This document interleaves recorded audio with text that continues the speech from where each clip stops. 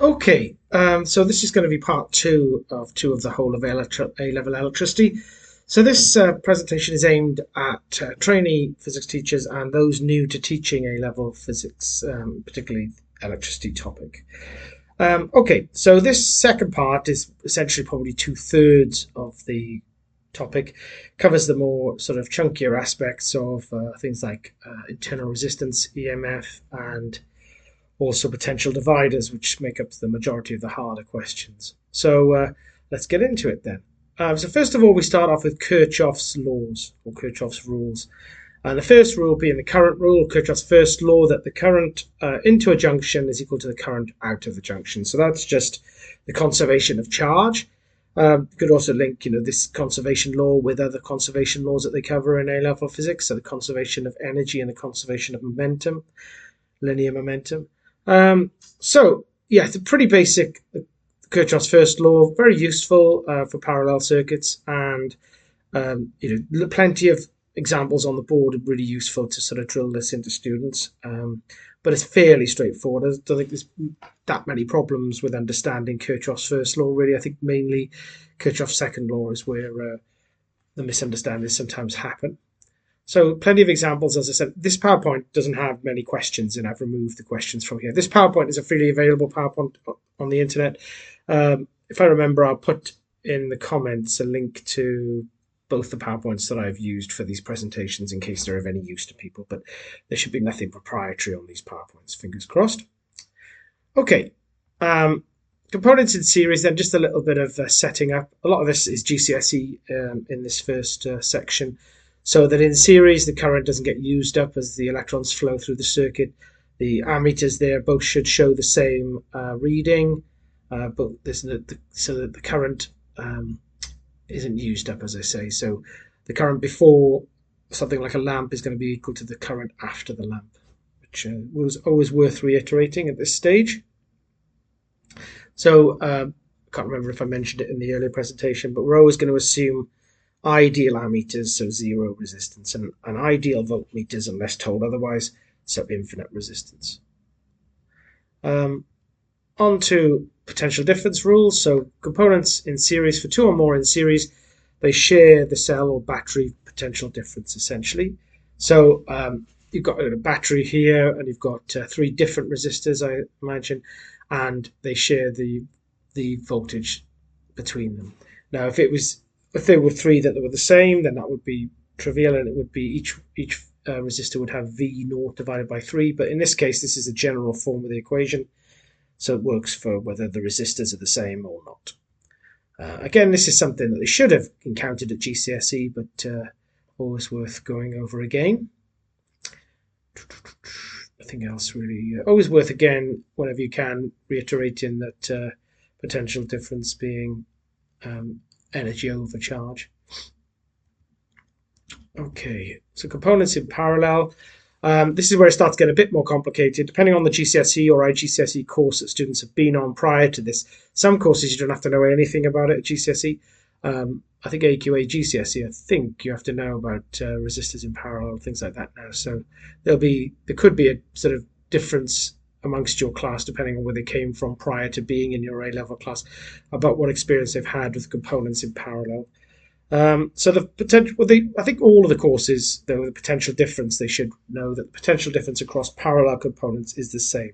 But it is something that students often don't realize when they're doing questions at A-level, and this is one of the first hurdles, I think, that is always worth checking if a student's got something wrong. Now, this initial example doesn't help here, I don't think. I don't really see why we've got the variable resistor in there. They should really have just had a cell with two resistors in parallel. That would have been the simpler case. But this already is a slightly exotic case or extended case where you're looking at something in series with something in parallel. Okay, so not necessarily the ideal introduction. Okay, if I was to do this myself, I would have just done a cell with two resistors in parallel, to be honest, and say that V naught is equal to the same voltage across either of the resistors. So as I said, this isn't an ideal slide. But it is something you do need to keep checking with students that they understand, because when they start solving circuit puzzles or problems, I often find that this bit trips them up. We'll come to a problem later on where you need this. information. Okay, so this is essentially then, this slide is Kirchhoff's second law. If I'm honest, when I first started teaching, and even when I was a student, I didn't really see much point in Kirchhoff's second law. I think I was lucky enough I didn't come across many problems that I needed to use, I guess, at the time. But and certainly in the first few years of teaching, I never really felt the need to use it. But increasingly, I see questions where it is very useful. And yeah, these two phrases here both essentially mean the same thing. But I think I'd probably prefer that in a closed loop, the sum of the PDs add up to 0 myself. But a lot of people prefer the first definition there. So we will come back to Kirchhoff's second law and see how powerful it is later on in the PowerPoint. The next slide just gives you a very, very basic example, which doesn't really give you the power of this law, okay? Or doesn't really show the power. So this one, you can see there's a 9-volt battery, and then it shares the 9 volts across the two components. The lamp must have a bigger resistance, okay? But you know, that's not really showing you the how useful the law can be in a complex circuit problem, but we'll come to that later on. Again, you could quote stay here that this is all a statement of the conservation of energy, which is a useful link up to the work that they've done in mechanics. So resistors in series, all courses I think at GCSE need to know that resistors in series, you can just add them up to get an effective total resistance. This PowerPoint slide, well, the next one, just shows you where the formula comes from. So if you consider the voltage shared from the cell voltage or the source voltage, and then if you just substitute in I times R for all the cases, then it drops out when the I's cancel, because the I's are common, and you get that familiar formula, which is in, I think, pretty much every formula booklet for A-level, I think. So that's fairly nice to see, so at least the students can see where it comes from mathematically. There's a sentence here saying about the total resistance always being greater than the individual resistances. That's fairly evident, self-evident for most students, and that's fine. But there's a similar phrase with a difference for the resistors in parallel, which isn't always so obvious. So that one is usually obvious to students. So resistors in parallel, then, it's going to be the similar kind of derivation again of the formula. This time we start off with a current. So we look at Kirchhoff's first law here. And then we substitute in from V equals IR for V over R. And then the V's cancel in this case, and you get that formula there. So let's spend a little bit of time on this slide because there's a few things that are probably worth raising for those who are new to teaching this topic. This phrase down the bottom, the total resistance always being smaller than the individual resistances, that's not always obvious to students, and it's worth doing a few examples here. You could just have, say, I don't know, a 6 ohm resistor, and then put in parallel with it 1,000,000 ohms, and then another case, a 6 ohm resistor in parallel with it 0.00001 ohms, and then ask the students to work out what the effective resistance is, and they'll find that both times it won't be it'll be less than the what was I say, 6 ohms, was it? I think I said the original resistor. But it's worth doing that just to prove it, because a lot of students, it doesn't really sit well with them. But the other issue really with this formula is that at the end of a calculation, towards the end of a calculation, students often make a mistake and they work out 1 over the effective resistance RT, and then they just write that down as the RT, the effective resistance. They forget to invert the answer. So at this stage, it's always worth modeling a few of these calculations, and I show students then the x to the -1 button on the calculator, which I often use to do that final step. And yeah, it's definitely worth really sort of coming back to that frequently, because it's a very common mistake then to use 1 over R total, which obviously will give you the wrong answer. If it's an extended question, that's going to affect it all the way through. Okay. There is as a slight segue there. When I was taught A-level physics, I think my teacher said we only ever looked at 2 resistors in parallel. So we rearranged the right-hand side, and so you had a sum and product kind of relation. The trouble is, that's only good for 2 resistors in parallel. When you get 3 resistors in parallel, it isn't as trivial. So it's always best to teach, I think, this particular method, this particular formula, and it's in the formula booklet like that. Okay, I haven't deleted these questions off there just to take the students through them. In this case, so these are both cases where you have to do a little bit more. So It's always good to talk through the methods. So to, that first problem, to show students that they should try and tackle the parallel sections first and then make them into an effective series resistor, and then they can just add that to the 4 ohm resistor then. And likewise with the second case, to work out the two in series and work out effective resistance for those two of 13, and then do the parallel. Because it isn't, the first time students see it, it isn't always obvious how you're going to tackle these problems. So modeling, plenty of modeling is really good for these. This question here, not really an undergraduate question, but it looks a bit tricky. If I was to show this, I'd probably make this in FET beforehand. You could make this in FET, and then you can rearrange, you can move the resistances around and the wires, and you could really see that it is just 3 resistors in parallel, even though at first glance it doesn't really look like that. So yeah, a tip would be to build that with the FET circuit simulator. And the FET circuit simulator, I don't know if I've mentioned it much, but I model loads of things using that in class. It's a wondrous app or simulation, really, really good. It works every time. To quote, was it Magnus Pike? If it squirms or wiggles, it's biology. If it thinks, it's chemistry, and if it doesn't work, it's physics. And that adage is never true. And then when you're talking about circuits, you can get a lot of misconceptions and issues arising with students when they start building circuits. If they got faulty cells, if they got dodgy wires, things like that. But if they can understand it first using FET, and then obviously still do the experiments, then I think that really helps. Myself, I found over the years. So yeah, that just comes out to be 20 ohms in the end.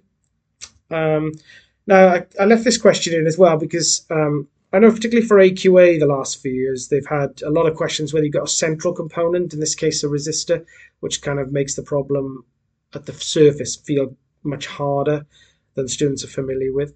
So I thought I'd talk through how you could solve this problem. So it's asking you to find out the resistance between points A and B of the combination of resistors there. And I think the first time you see a question like this, it can be quite challenging. Because if the 150 ohm resistor wasn't there, then it would be trivial, and that's what's causing the problem cognitively. Okay, there are lots of different ways to do this, but I've tried to talk through a way that works quite well for this kind of problem. I'm going to say that you can imagine between points A and B, across points A and B, there's a 6-volt potential difference, and I've chosen 6 there because I can see that you could divide the number up nicely, and you get whole numbers for the rest of the problem. So let's have a little look. So if you have 6 volts, and so you can say 6 on the one side, 0 on the other in terms of potentials, and then if you follow through those potentials throughout the rest of the problem, luckily both the top line and the bottom line of the parallel sections, they're both in the same ratio, okay, here, fortuitously. So you've got 400 to 200, so that's 2 to 1, and then 800 going to 400 there, so that's again 2 to 1. So the 6 volts, then you drop 4 volts then of that across the 400 ohms and the 800 ohms, so you're left with 2 potential on that side. And then so you can write 2 3 times there because there's nothing else between those wires. And then you drop the final 2 volts across the 200 and the 400 ohms. And I think that works out quite well. Most students seem quite happy with that because they can see then that there's no potential difference across the 150 ohm resistor, so you can forget about it. And that often happens, particularly in AQA questions, that it ends up having 0 potential difference across that device. So then it becomes trivial. It just becomes 600 ohms in parallel with 1200 ohms, essentially, okay? Because you can forget about that middle section there. This is all written here in text, but I won't stay long on this slide. You can always pause it at this point if you want to read the explanation for that. But yeah, I think this idea here of using potentials with numbers and modeling it that way, I think can be very helpful to visualize for students. Okay, now this problem is where I was talking earlier about Kirchhoff's second law being very useful. Now I think this came from a specimen AQA paper. I think it's come up at least once since in the main papers. So the first bit is fairly trivial, the relationship between I1 and I2 and I3, just Kirchhoff's first law. And that's fine for a mark. But the second one doesn't always seem obvious at first glance. Why it's only worth 1 mark? It says R1 in that circuit at the top left there. Then that's adjusted so it's got 0 ohms. So you can forget that R1 is there. State. Now the state command obviously means that it should be pretty easy, the answer, and you should just be able to see it. But you might be surprised or not that a lot of people struggle with this. When I first glanced at it quite a few years ago, 7 years ago, I think I was a bit perplexed initially as to why it was only worth 1 mark. But then, if you just use Kirchhoff's second law, then you can see why it's only worth 1 mark. So, if I take you through this, Kirchhoff's second law, sometimes known as the loop rule. If you just look at the loops, then Kirchhoff's second law is obeyed by each of the loops. You could consider a loop on the left-hand side there, just being a closed loop on the right-hand side, or you could consider the outside of the circuit, the rim of the circuit, as being a third loop if you want. But we're only going to need the left-hand loop that contains the 10-volt cell, and it just contains R3. Okay, so Kirchhoff's law, the voltage drops, or the sum of the potential difference equals the voltage drop. So you can see there immediately there's going to be 10 volts across R3. Now that really doesn't sit well with a lot of students, okay, because it's the only thing in that left-hand loop. They'll often say, well, what about the 12 volts, sir? And what they need to realize is that law holds. So as a result, I think later on you might have to work out, perhaps, I can't remember now, what R2 has got the voltage across that. And it's 10 across R3. There's 12 volts in is the source on the right-hand loop. So if 10 volts is dropped across R3, then 2 volts must be dropped across R2. And that's it, really. It's really powerful, and you can use that law again in the outside loop. The outside loop just involving the two cells. You could see that they're competing against each other, those cells. So 12 take away 10 is 2. And then the only thing you've got in that outside loop is R2. So again, that confirms that it's 2 volts. So yeah, really powerful Kirchhoff's second law. And this example, I think, really encapsulates how you can use that. Because otherwise, students, if they weren't sure how to use Kirchhoff's second law, then they certainly wouldn't get this question from this specimen paper, I don't think. And that might hamstring them with the rest of that question, because it was part of a longer question. Now, these next two slides are just extended things. If you've got a student that's doing applying to Oxford or Cambridge or something like that with an interview involved, then you could show them those. And also you could do loads of resistant network problems, because they tend to come up if you're applying for engineering or physics at Oxford, Cambridge and those type of universities in interviews. But I'm not going to go into that today. We're just looking at standard stuff, really. Okay. Now, this next video is really good, again, for Kirchhoff's second law and first law. It's an American video. I think it's says simple example, but as you can see, it's quite a lot of calculations on there. So, I mean, what's one person's simple isn't simple to other people. But this video, you can see the web link down there. It's really good. The chap who narrates the video, he takes you through the whole of the circuit and works out everything from first principles, works out the current using Kirchhoff's first law. He calls that the junction rule, and then he works out the voltages using or the potential differences using what he calls the loop rule, Kirchhoff's second law. He does choose some of the directions, but he chooses the directions of the currents arbitrarily, and quite initially you can see early on that I1 is going to be in the opposite direction, but then it just comes out with the negative answers, which is fine. And then eventually works out the power dissipated as well. Really good video. Be good to set for homework for students to watch a few times if possible, because really covers things in a concrete way, nice and clearly.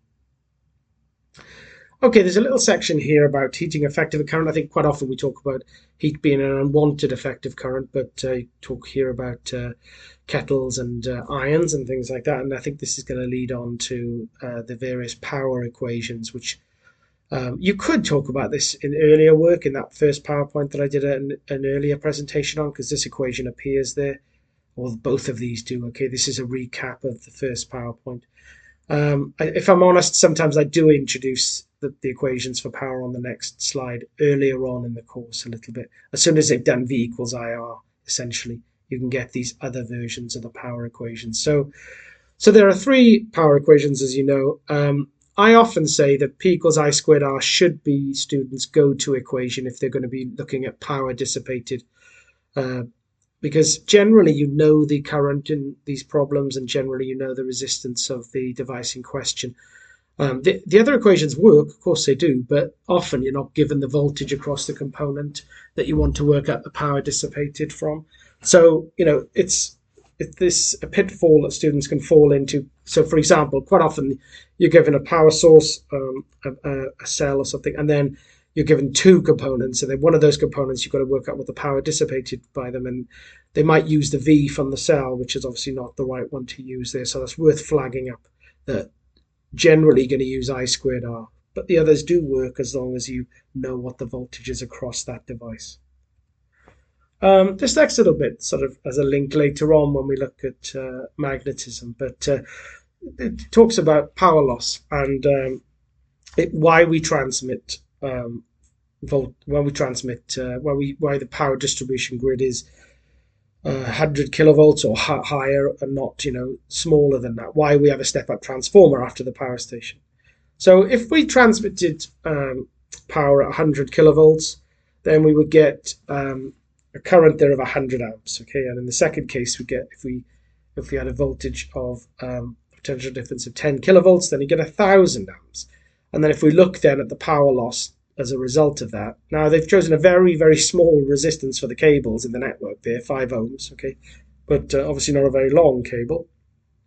But you can see the power loss there in the lower voltage it's like half the value. They lose half the power. Okay, and so that's quite a wow factor. I think when you show the students that to show that this is why we use high voltage power lines and step up transformers.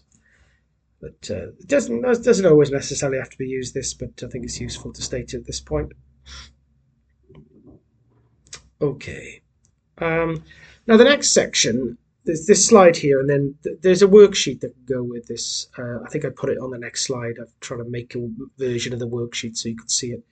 So really, it's a sort of problem-solving activity for students that I developed from, I think I extended an old AQA question. Because if I just go straight into the worksheet, if you show students these two circuits and say, which bulbs are brighter, then 9 times out of 10, they're going to say the bulbs in parallel are brighter. And they're right, and they can work that out using the knowledge that they have, working out the current flowing through each of the bulbs in both cases. And in that case, it will come out that the bulbs in parallel are brighter. They'll have a higher current flowing through them than the bulbs in series. And then extensions to that then. What if you put a 12 ohm resistor in series? Well, that changes things a little bit, okay? And they're often really surprised with the result there where they work out the current flowing. And then if you put a 120 ohm resistor in instead of the 12 ohm resistor, then again, you get a different result again. So, with all three of these cases, in one case, you get the parallel being brighter, then them being equal brightness, both parallel and series, and then also you get a situation where the bulbs in series are brighter, which is quite counterintuitive. Just shows that they need to check what's going on in circuits and not just guess. But that's quite a nice activity for students to do, and it really takes them through using V equals IR and various other things that they've learned so far. Okay, so now we're on to the first of the two sort of more difficult topics, I think. EMF and internal resistance. So talk about batteries and the resistance inside a battery, which we've always ignored up until now. So the resistance due to the components inside the battery. And that's something that students, as I said, haven't really come across so far. So we can talk about a little R being the internal resistance that we have to take into account on certain questions. Lots of questions, they say internal resistance is negligible, so you don't have to apply what's learned over the next few slides. And it's always worth mentioning that to students that quite often you don't have to take this into account. It's only certain questions. So there we've got a reiteration of something from the first PowerPoint there, using epsilon equals work done over per unit charge. And it's again worth stressing about energy per unit charge or per coulomb from now on. Okay, so the internal resistance there, the loss of potential difference per unit current in the source when the current passes through it. There's various similar definitions depending on the course you're doing. And I've got some sort of definitions that I prefer of certain aspects of this topic at the end of this section of the slideshow. So we look at an equation for a complete circuit there, again using Kirchhoff's second law, and you get these two equations here. Epsilon equals IR plus IR with the different cases. But that bottom one, is just V equals IR, taking into account two series resistors, essentially. And again, it's always worth saying to students, we're not really doing anything else but using V equals IR properly, or considering the internal resistance, really. Because to me, it's not really a new equation. It's just a sort of a special case, really. So the load resistance always capital R, and the internal resistance little r. Terminal PD then, okay, would be, as I said, I've got a definition that I prefer at the end of this section, but so that's the voltage that you get when current's flowing through a load resistor there. So you could change the big I times R into V if you want, and then that bottom equation there, epsilon equals V plus big I times little r, is the kind of classic equation that students tend to use for this part of the course. So it's worth again doing all of this with FET. So if you just put a cell and then put a voltmeter across the cell and ask the students, what's that? What am I measuring? Well, then you're measuring the EMF. And then if you branch, then do a branch off the cell going to a load resistor, and then the students will notice when you connect that the voltage decreases, and that'll be the terminal PD. So when there's no voltage flowing, when there's no current flowing, you can measure the EMF directly, which is something that's useful to do at the start of the CPAC later on. So yeah, FET really comes into its own on this topic. You can include an internal resistance within FET if you go into the advanced settings. And you can also include things like real bulbs, and you can include resistivity of wires as well, resistance of wires. Really good. Okay, anything else on that slide? Not particularly. So then you can rearrange that if you want to get the terminal PD on its own. And I think it's pretty clear to students what the terminal PD is then. The EMF take away what we know as the lost volts, big I times little r. So here's another Keith Gibbs graphic here, which might be useful for students. So again, graphically showing what's going on. Again, it's just a model, okay, not to be taken literally. But there we go. That might be helpful for some students in understanding what's going on. So the lost volts then, big I times little r. Sounds like an Indiana Jones film, Indiana Jones and the Lost Volts. But in these equations involving epsilon V and big I times little r, you've still got conservation of energy going on. Each of these have got a voltages essentially, okay, which is energy over charge again. But yeah, it's good to quantify that as a term, the lost volts. So anything else on that slide? I think I'll go to the CPAC next, and then it'd be the definitions the way I prefer them myself. Because I think the definitions, if you ask students in an exam or in a test, what is the terminal, what is terminal PD, what is EMF, that it's quite easy to sort of not be clear about the answers, but I'll come back to that later on. So this is the CPAC for AQA, at least, measuring the internal resistance. So they've got a circuit there where unusually they've got the voltmeter across the battery, which is not normally what they do. And you've got the variable resistor in there and a bulb as well if you want to limit the current drawn. And so most of the usual symbols there. And then you get this graph, of course. Now, this graph comes about by rearranging the main equation into this sort of odd-looking form of y equals mx plus c, where the gradient is the magnitude of the internal resistance, and the y-intercept is the EMF. Now, here, this graph I wouldn't really agree totally with. I wouldn't put a point where the EMF is. What I tend to do there, where it cuts the y-axis, I normally get students to measure the EMF just by taking their battery that they use and then putting a voltmeter across it. And then I get them to take a load of data. The data can be quite bunched in this experiment. Definitely worth doing this beforehand, before students actually do it. Make sure you've got new batteries as well. Because sometimes you get quite limited data, and then you could extrapolate back to the y-axis, and hopefully that will agree with your value of the EMF that you've already measured initially. And so that's a nice thing to do, and hopefully they agree pretty well with each other. But that's a nice experiment. It's one of the better CPACs. I quite like that one myself. I think if there's any other pitfalls or issues there, really. There's a little slide here, AQA in their older questions used to have a lot of car battery questions. Car batteries need to have a huge current initially, 100 amps there, okay, for the car to turn over the starter motor.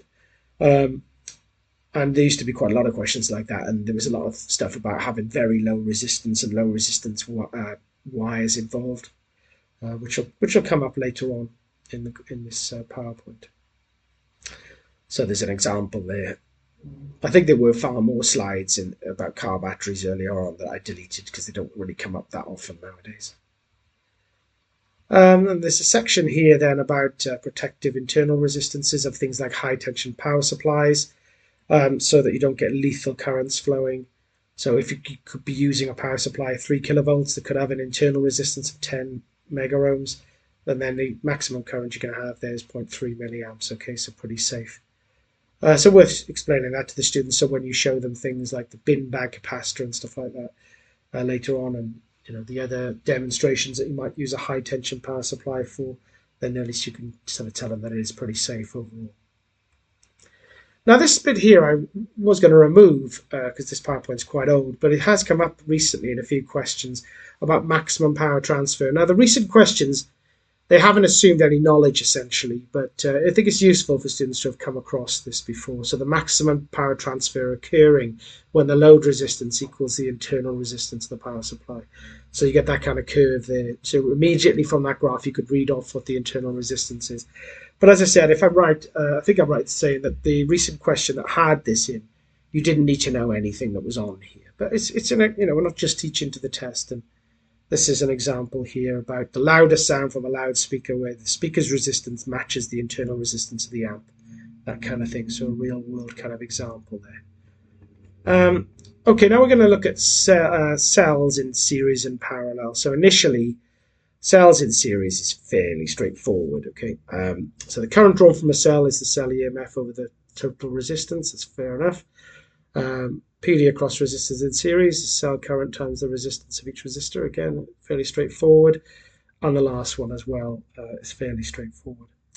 But this question here, this is an example I often use with my students to sort of show how questions have developed over time for exams. So back when I was in school, a question like this might have been posed. They might have said, calculate the potential difference across and the current through the 6 ohm resistor, and nothing else be told. Whereas nowadays, even with a new specification, they'd probably take the students through it in multiple sections. Okay, so this is a really nice problem to go through, I think. Show them how you problem solve, to get to the final result there. I find those problems quite nice. And often I say to students when they've worked that out, I say, well, you should get a bit of satisfaction from working out a problem like that. And if you don't, then, I sometimes say a bit harshly that maybe, doing a STEM degree might not be for you if you don't get sort of satisfaction from this kind of problem solving, because, that you want to be able to enjoy what you do, when you go on to the next stage. Okay. So cells in series then, it's fairly straightforward. If they're connected as above in case A, then you can add them up, and then if they're opposing each other, you have to take them away from each other. So useful thing to cover. Now, worth noting about resistors that resistors don't have a polarity. So whilst they will have internal resistances, it doesn't matter which way around they are here. The internal resistance will still be the sum of each of the internal resistances. So that's an important point to make, I think. Even if the batteries are, no matter which way around they're placed.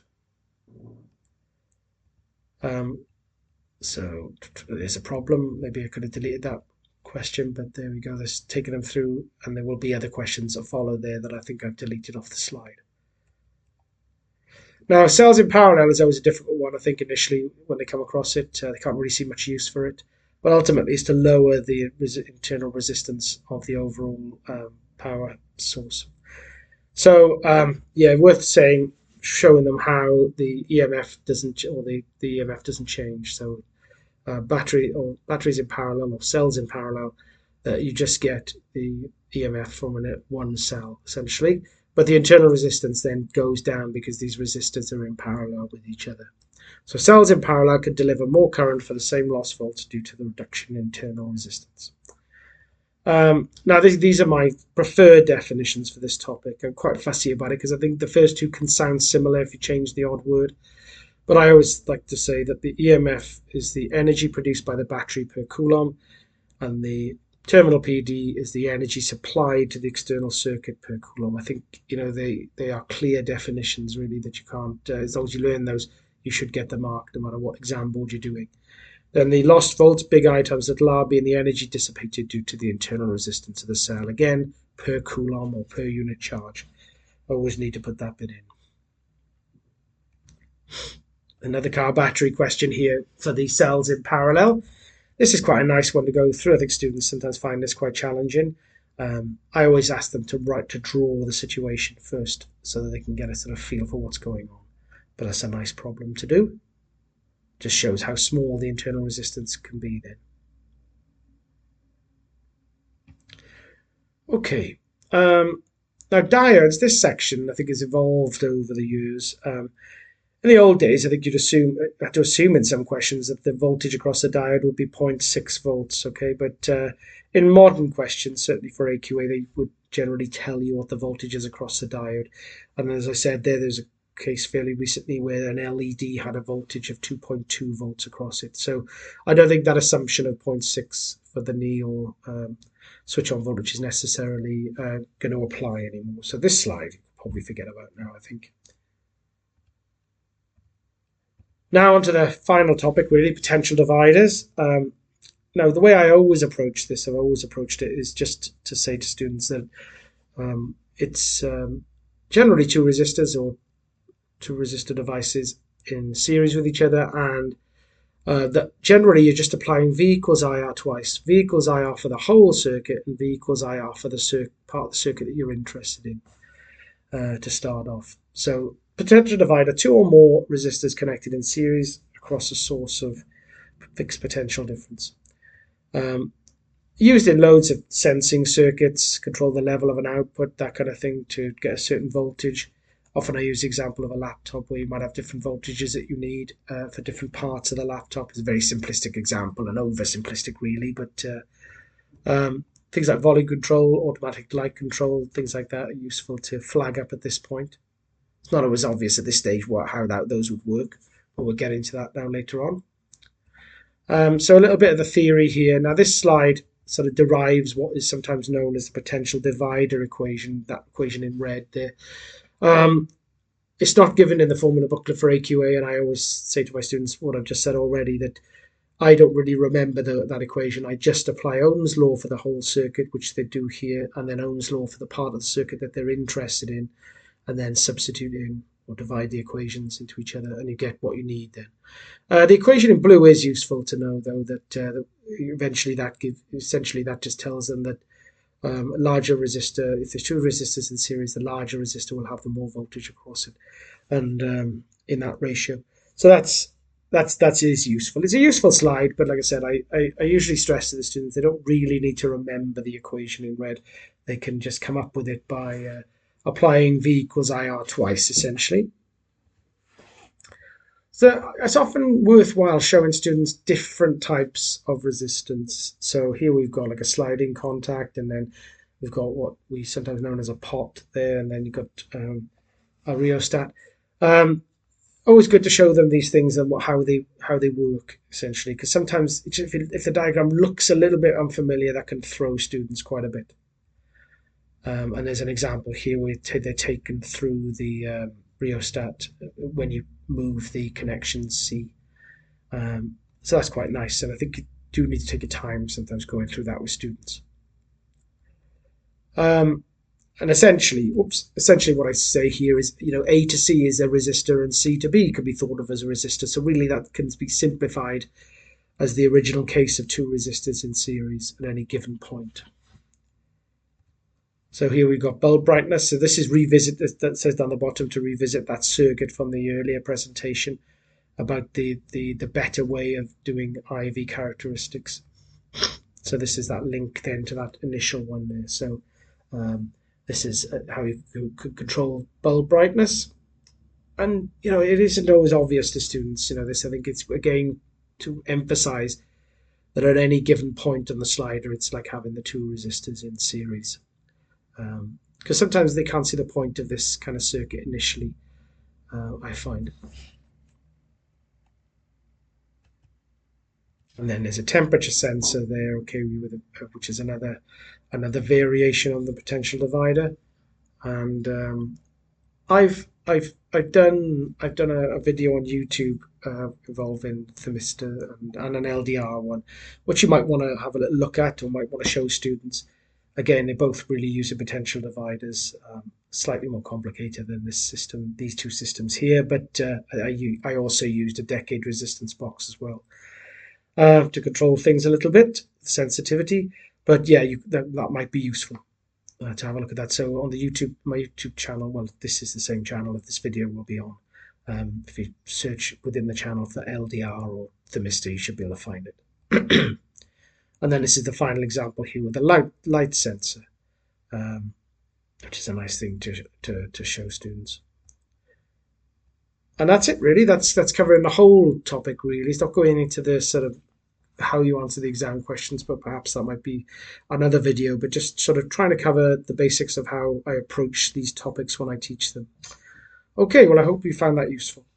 Thanks for watching.